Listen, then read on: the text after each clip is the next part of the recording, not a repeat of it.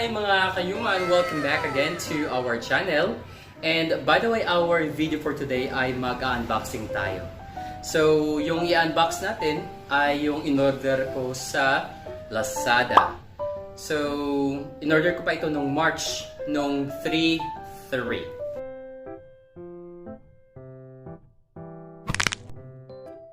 Alright, so yun na nga, nag-order ako nung 3/3 last March this year, 2021. At yung in-order ko ay yung gimbal or stabilizer or for phone stabilizer.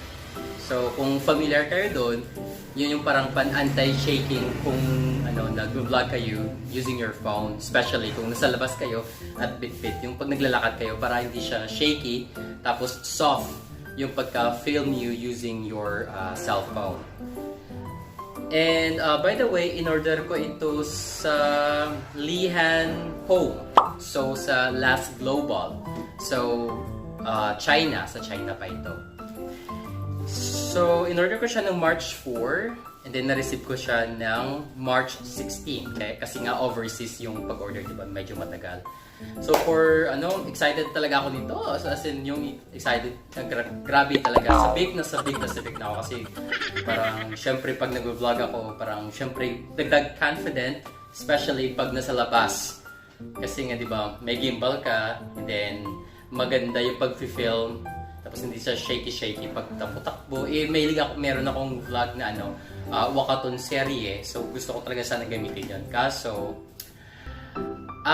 basta, papakita ko na lang sa inyo kung ano yung na-receive ko nung March 3/3 ng Lazada.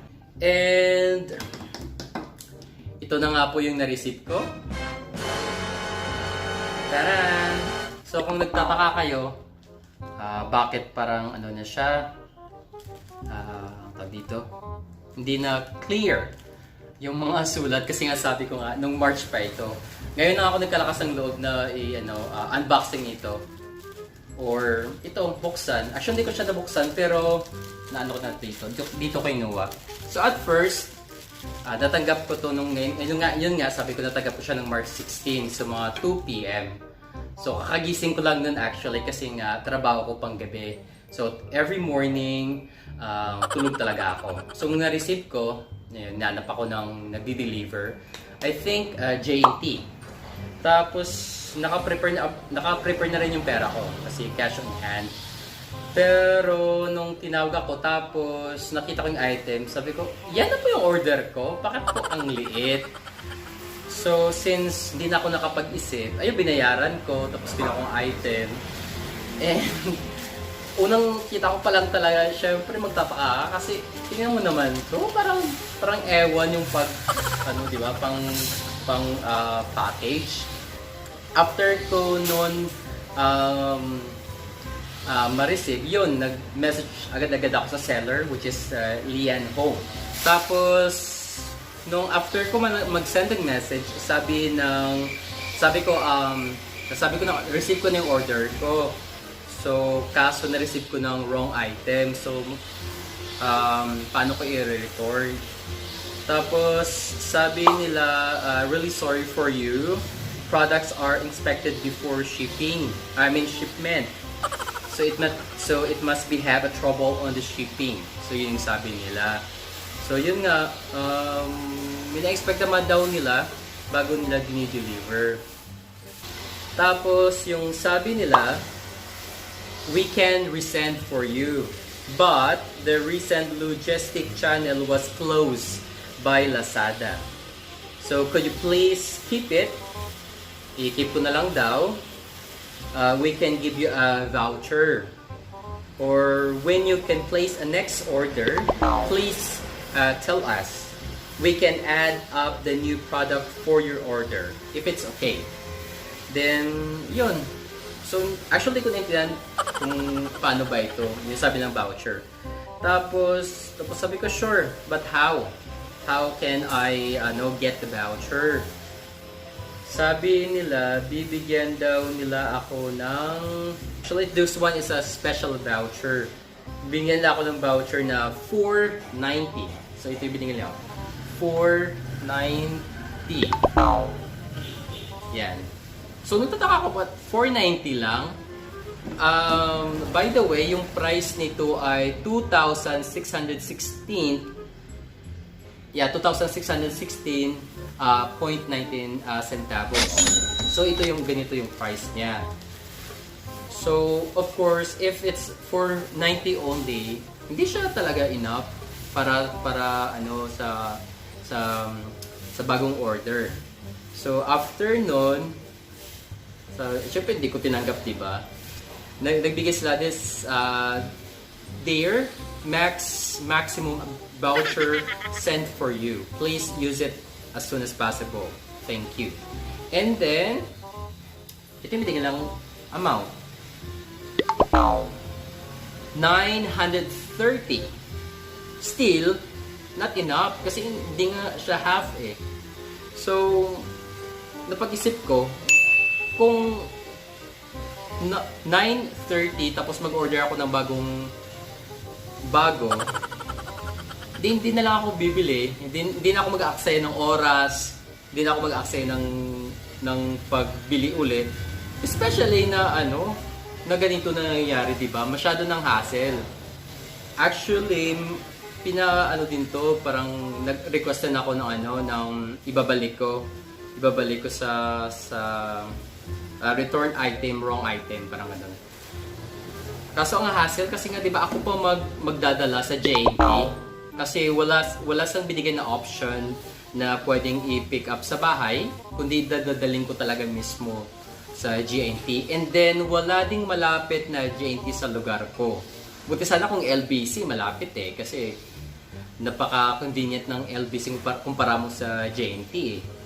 So, tapos isa pa, kahit day off ko, itulog ako tuwing umaga. So, wala na talaga akong time na yun, na return, kahit may may barcode na ako sa pag-return ng product. Maliban sa tinatamad ako kasi mainit, diba? Syempre hindi ako sanay talaga lumabas last time kasi more than 4 years na gabi talaga yung trabaho ko. Kaya parang hassle talaga sa akin yun. Kaya yun, hindi ko siya na-return hanggang na-expired na yung days ng limit sa pag-return ng product. Hanggang sa ngayon ay nasa akin pa din yung item na ito. So maya-maya, i-unbox natin kung anong laman ito. Actually, nakita ko na siya. And for sure, magugulat kayo kung ano to. Magtataka kung anong klaseng item ito. Ang layo, sobrang layo sa in-order ko. And by the way, sabi pala nila, yung item na ito hindi na available. So sabi ko hindi na available pero nagbebenta pa din kayo. Sabi nila dinilit daw nila. Pero nung chinek ko, andun pa din. And actually, when I check, may isa ding na biktima. Yun sabi niya, my order is 3 gimbal. What arrived here is an extender. So, 3 pa ang in-order nito eh. Tapos, yung natanggap niya, extender, I don't know what extender is. So, yun yung na-order niya. So, kaya questionably, yung Lian Home na seller ito. And take note, last mall or last global pa ito. So, nakakapagtaka talaga. So, ayun. And baka nagtataka kayo kung bakit ngayon ko lang siya in-unbox. Actually, i-unbox ko talaga to. Kaso, syempre, ito yung dumating. Parang wala lang. Dapat natapon ko na to Kaso, kinip ko na lang. And then, napag-decide ko na i-unbox na lang ito. And, yeah. Kayo na lang bahala mong humusga kung totoo ba itong pinagsasabi ko or hindi. Pero 100 sure, nag-order talaga ako sa Lazada ng maayos. Kaso lang, yung dumating ay hindi maayos. Kaya, ayun. Hindi ko alam kung paano ba. Pero, yun nga.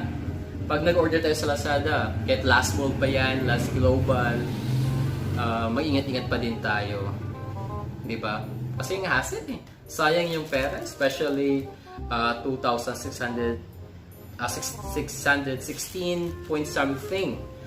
Ay nako, ilang araw ko din pinagpuyatan yung ganitong amount, mga 2 days or 3 days din yan. So, grabe. So, yun nga, nung una nakapangluho, pero nakamove on na din ako. Next, let's go and then unbox na natin itong ewan na product na in-order ko sa Lazada. Okay? Alright, so mga kayuman, so ito na nga siya. So, ayusin ko ba din naman may sticker. Actually, parang may tempered nga to. Tempered? Ano? Tempered? Ano ba? Nakalimutan ko nang basta yan. Oh, meron din siya ganito. Oh. Dalawa. Yan, oh. Dalawa. So, yun din pinagtatakaan ko kasi parang dalawa pala to. Yan, oh. Parang dinikit ulit. So, check ko din yan kung ano to. Pero ayusin ko yung paggupit nito. Alright. So wala nang laman. Ito po yung pinadala nila sa akin. And I don't know kung para saan yung item na ito. So titingnan natin kung ano ito. So, kung familiar kayo kung ano dito, please let me know. You can comment. Wow, para saan talaga to eh.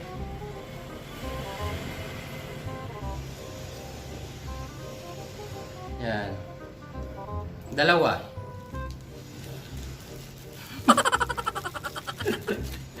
Ay, nako. Parang pwede mo siyang ano eh. Para saan kaya Tino?